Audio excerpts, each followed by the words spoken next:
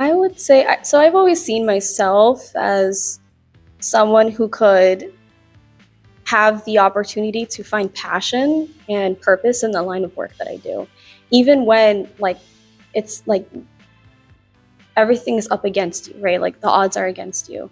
And I think I'm a firm believer that if you love the work that you do, it's not work. And I think that's key because there's more to monetary value. So if you find something that you can do long term that makes an impact to your community or on a national scale like the Smithsonian Institution, what better work can you do at that point? You know, so I would say that if you think about it that way, if you find work that fulfills you and it's purposeful and it's not only impacting your community but others around you, then that I think that mindset will change your definition of success. So I think if you can find something that you're passionate about, I think it could help you long term.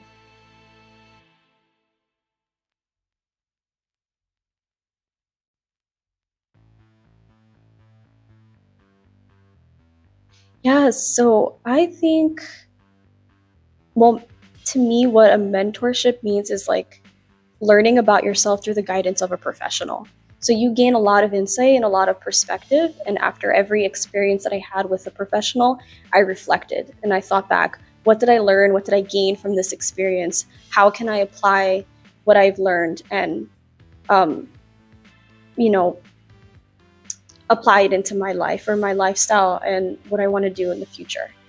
So I think those kinds of opportunities that you would get through a mentorship are one in a million because you can't get that just through an internship or just through a fellowship. You actually get to have a very personal connection with your mentor, and you can, like I said, you can gain a lot of insight and skills, hopefully, that you can apply to your job.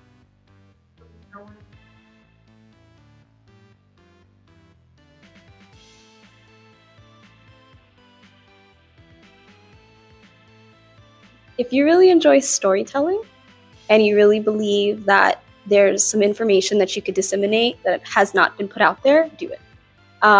We're in a climate where a lot of people, rightfully so, are wanting to fact check everything that we say, and that's great that we want to fact check.